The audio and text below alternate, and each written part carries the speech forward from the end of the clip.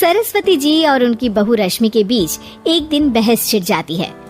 आखिर किसका काम ज्यादा आसान है, बहू का या सास का? माँ जी, सास को काम ही क्या है, आपके सारे काम उंगलियों पे तो हो जाते हैं। कुछ भी। हाँ, हिसाब तो उंगलियों पे ही हो जाता है ना।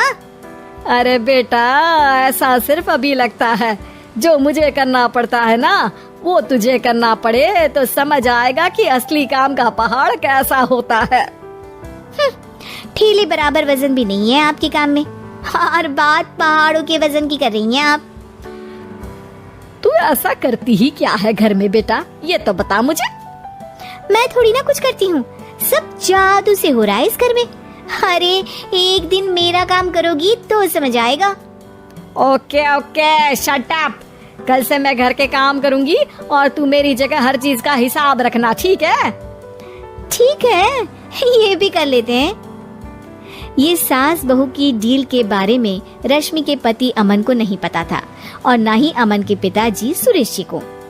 पर गेहूं के साथ साथ जैसे घुन भी पिस जाता है, ये दोनों भी पीसने वाले थे।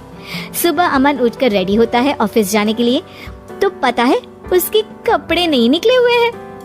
अरे रश्मि, तुमने मेरे कपड़े नहीं निकाले? अपनी माँ से पूछो ना, उन्हीं का काम है ये। अमन अपनी माँ के पास जाता है। अब मेरे कपड़े आज आप देने वाले हो क्या माँ? हाँ, देना तो मुझे ही चाहिए, पर तेरी बहू ने कपड़े धोने ही नहीं डाले, तो कोई भी धुला हुआ कपड़ा नहीं है बेटा। हैं? ऐसा क्यों? कपड़े तो धोने आप ही देते हो ना माँ? अरे बहू ने तुझे बताया नहीं, अब हम अदल बदल गए हैं, मैं अब बहू और तेरी बीवी सास। अमन परेशान हो गया। वो बिना इस्त्री के कपड़े पहनकर ऑफिस चला गया। सरस्वती जी अपने घुटने के दर्द के कारण झुककर घर साफ नहीं कर पा रही थी और ना ही खाना बनाना याद रख पाई। उधर रश्मि पहले ही दिन घर की चाबी घुमा चुकी थी और 300 रुपए का हिसाब अलग नहीं मिल रहा था। पर दोनों का ही घमंड कैलाश पर्वत से भी बड़ा था और दोनों ही खेमे एक दूसरे की बात मानने को बिल्कुल तैयार नहीं थे। शाम को जब सुरेश जी और अमन खाना खाने बैठते हैं तो सरस्वती जी उनके सामने गाजर और पपीते लाकर रख देती हैं। अरे माँ, ये क्या है? ख्याली पुलाव के साथ सलाद। माँ जी खाना बनाना भूल गई लगता है।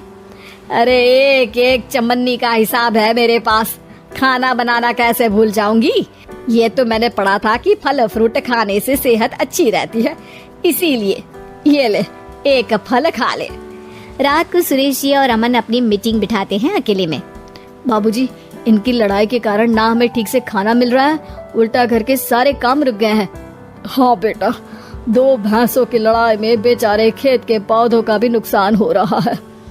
पर पापा, क्या बताऊं आपको, मैंने माँ को इस महीने की 2 तारीख को बिजली के बिल के पैसे दिए थे।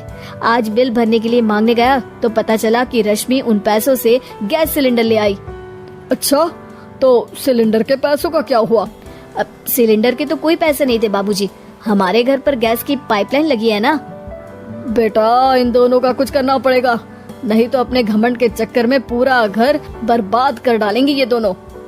अमन और सुरेश जी काफी सोच विचार के बाद एक निष्कर्ष पर पहुंचते हैं। रात ही को दोनों अपनी पत्नियों की अलमारी से नई साड़ी निकालते हैं और सुबह जब रश्मि और सरस्वती जी उठते हैं तो देखते हैं कि दोनों पति साड़ी पहनकर चढ़ाव पर सब्जियां काट रहे हैं। अरे ये सब क्या हो रहा है? क्या हो रहा है मतलब? आप दोनों अदल बदल हो सकते हो तो हम क्यों नहीं? अरे क्या मतलब? नहीं नहीं, मेरी भी बचपन से किसी की बहू बनने की इच्छा थी, तो आज से सरस्वती तुम बड़ी बहू, मैं मिडल बहू और अमन छोटी बहू। अरे लेकिन सब घर पर बैठ जाएंगे तो कमाएगा कौन? ये घर कैसे चलेगा? अब वो तो भैया या बाकी लोग जाने, अब हमने भी अदल बदल कर ही लिया है तो कुछ नहीं हो सकता।